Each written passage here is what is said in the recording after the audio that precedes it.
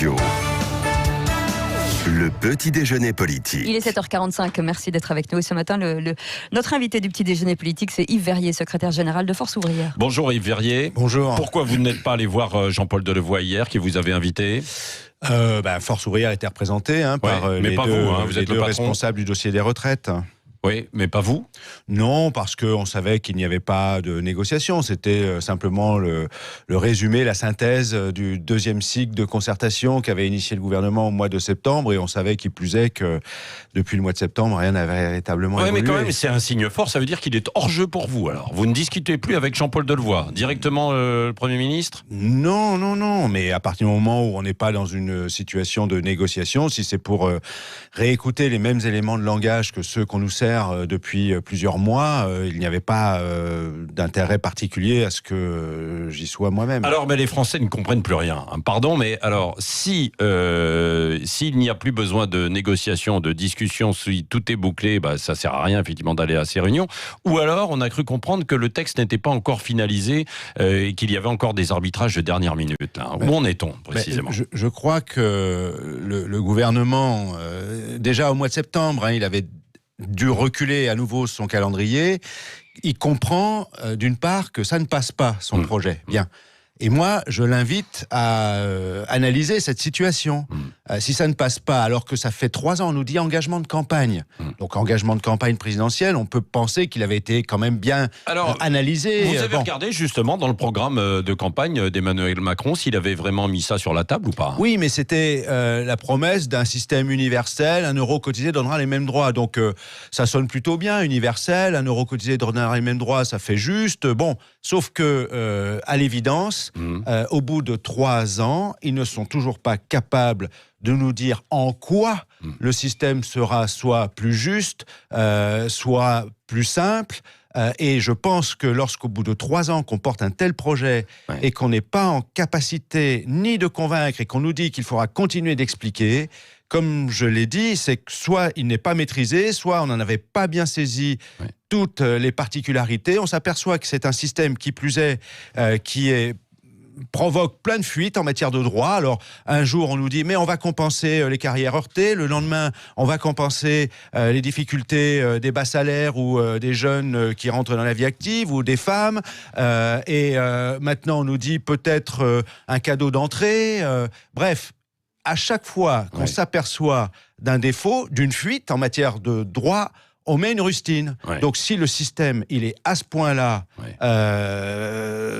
en train de fuir de toutes parts, on laisse de côté, on revient au point de départ, sans préalable. Nous avons beaucoup de propositions, de revendications. Nous avons détaillé un certain nombre de propositions pour les jeunes, par exemple en stage. Comment fait-on quand on n'a pas d'autre solution que de faire 1 an de stage pour rentrer dans la vie active, et bien que cette année de stage soit prise en compte dans la retraite ? Comment fait-on pour que lorsque on est à bas salaire, eh bien, on revalorise et qu'on n'aille pas aux 1000 euros, ça fait un peu Black Friday des retraites, le 1000 euros de minimum de retraite, eh bien qu'on aille au SMIC. Si le SMIC, c'est le salaire minimum pour vivre décemment quand on travaille, eh bien, pour nous, c'est 100% du SMIC, le minimum contributif. Ça fait un peu bricolage, alors, cette réforme des retraites. C'est ce que vous dites, là, que finalement, on rafistole, on met une rustine ici et là, et que c'est pas très sérieux, alors. Le gouvernement a pris un paquet sans regarder les différentes pièces. Ça avait l'air bien sur la photo, sauf que, je vous le dis, il fuit de toutes parts ce système, ce régime unique par points. Il crée, il dégrade les droits à divers endroits. On l'a expliqué. Aujourd'hui, on calcule la retraite sur les 25 meilleures années. Demain, c'est tout au long de la vie active qu'il faudra acheter des points. Et on voit bien que, justement, difficulté d'entrer dans la vie active, interruption de carrière, bas salaire, parce que c'est plus souvent les femmes qui les subissent. Donc, effectivement, le moment venu, elles seront plus pénalisées par leur droit à la retraite, parce que ce capital de points, il sera difficile à constituer. Et, qui plus est, demain, c'est un régime unique, c'est l'État qui va piloter. Et donc, chaque année, on aura droit à la même discussion que celle que nous venons d'avoir sur le Conseil d'orientation des retraites, l'équilibre à réaliser, et donc l'État pilotera le cadre financier du système, donc la valeur de service, et vous ne saurez pas, le moment venu, ce que vaudra votre capital de points. Et si ça suffit pas, si vous avez la chance d'être encore au travail, il faudra continuer de travailler. Bon. Et qui plus est, on voudrait nous ajouter un âge pivot qui ferait que si vous partez à 62 ans avec votre capital de points, vous subiriez un malus. Oui, on va revenir en détail sur tout ça, mais est-ce que vous irez quand même écouter demain aussi le Premier ministre, puisque là vous ne discutez plus avec Jean-Paul Delevoye, sauf avec votre numéro 2. Est-ce que vous irez écouter demain le compte-rendu du Premier ministre Édouard Philippe ? Je ne dis pas qu'on ne discute pas. Nous voulons négocier. Oui. Nous voulons négocier sans préalable. Oui. Demain, nous allons écouter, bien évidemment, ce que va dire le Premier ministre. Mais c'est pour moi l'important aujourd'hui. Vous êtes invité à Matignon ? Comment ça se passe, non ? Non, il vient au Conseil économique, social et environnemental. Bien. Mais j'ai cru comprendre qu'il s'exprimerait aussi sur TF1 le soir. Moi, au passage, je suis prêt à venir m'expliquer avec qui que ce soit, précisément sur tous les aspects du dossier, parce que nous n'avons jamais été contredits. Moi, j'entends beaucoup d'éléments de langage qui sont répétés, des éléments marketing, plus justes, plus simples, mais on n'est jamais capable de nous dire concrètement en quoi. Et donc, ce que je dis qui est très important aujourd'hui, je le dis à tous les salariés, aujourd'hui, c'est très important que toutes et tous, vous nous rejoigniez à l'image de ce que nous avons fait le 5 décembre pour que nous montrions que nous sommes unis pour que l'on soit du public, du privé, de tel ou tel régime, pour préserver notre système de retraite et l'améliorer. C'est très important, cette journée de mobilisation et de grève. C'est-à-dire c'est très important, il faut qu'il y ait autant de monde. S'il y a moins de monde, on dira, tiens, il y a un signe d'essoufflement. Ça va être très fort, à nouveau. Vous dire fort. Combien ce 800 sera 000 600 000, 800 000, je ne sais pas. Mais en tout état de cause, ce sera massif, très fort. Et j'invite vraiment les salariés à venir. Vous savez, on parle beaucoup de la galère des usagers. C'est vrai que c'est la galère. C'est vrai que c'est pas marrant quand on fait grève. D'ailleurs, y compris les grévistes perdent leur salaire. Et je salue tous les salariés qui ont pu reconduire la grève jusqu'à maintenant, parce que c'est un encouragement pour toutes et tous qui ne peuvent peut-être pas le faire de la même façon. Mais je le dis à toutes et tous. Une journée de perdu, c'est 10 de gagné sur la retraite demain. Alors, à propos de l'âge pivot de retraite, on a cru comprendre, Jean-Paul Delevoye a parlé hier d'âge d'équilibre à 64 ans. Qu'est-ce que vous avez assorti des cotes sur cotes ? Ça vous paraît possible, ça ? Mais c'est justement, on nous dit système à points, et maintenant on nous rajoute un dispositif d'âge d'équilibre qui fait que quand vous aurez 62 ans, vous aurez votre capital de points, comme je l'ai dit. Parfois, il aura été difficile à constituer ce capital de points.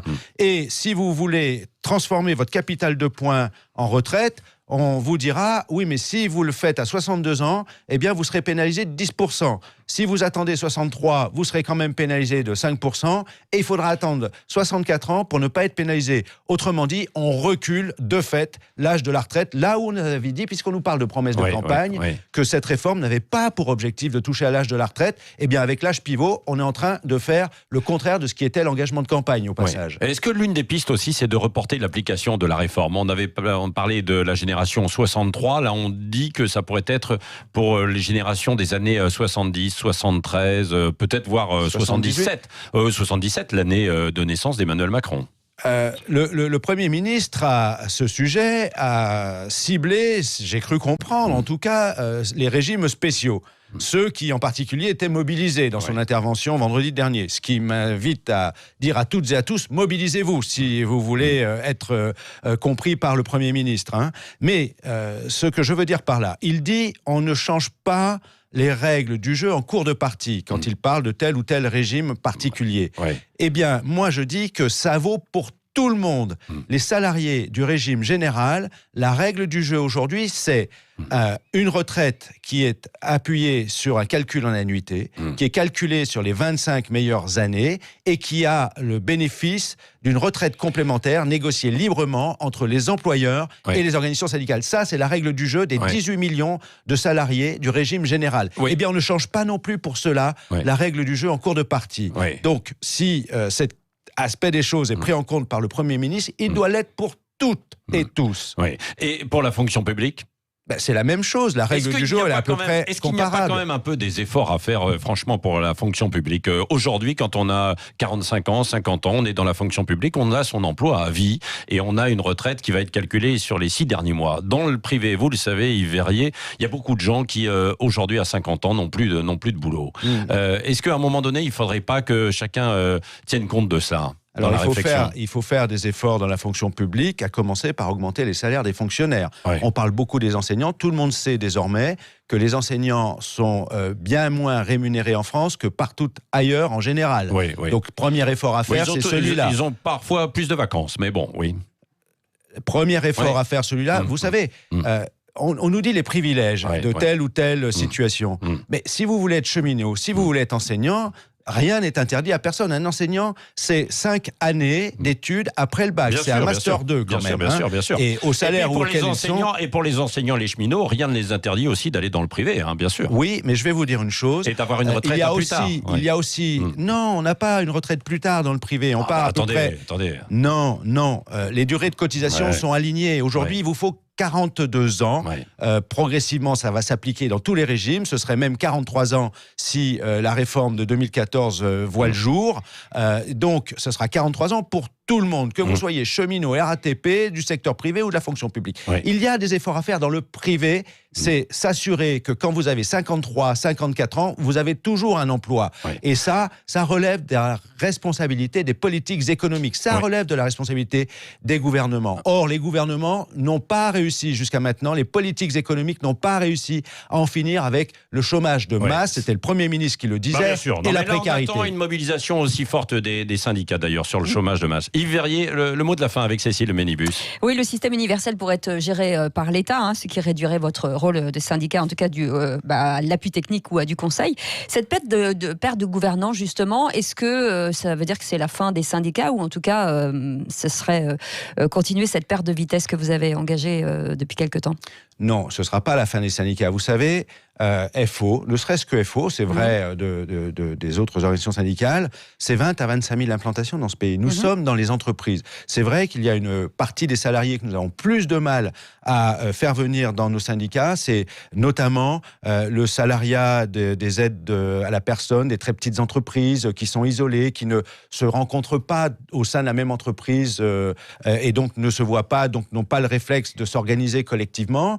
Mais dans la plupart des entreprises, il y a des syndicats, des listes de délégués qui sont présentées, notamment dans le cadre des élections CSE, qui sont très nombreuses en ce moment d'ailleurs. Mais là, dans ce cas-là...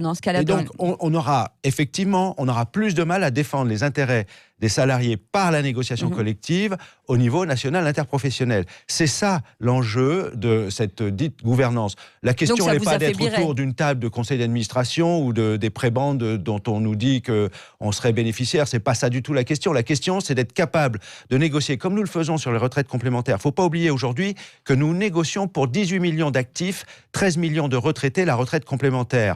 Avec les employeurs, le régime, il est à l'équilibre sur les 15 années qui viennent. Le dernier accord que nous avons signé au mois d'avril, il garantit le pouvoir d'achat des retraites complémentaires pour les 4 années à venir. Voilà ce que nous sommes capables de faire, là où l'État a désindexé les pensions du régime de base sur l'inflation. Nous maintenons le pouvoir d'achat quand on négocie avec les employeurs. C'est ça qui est important à comprendre.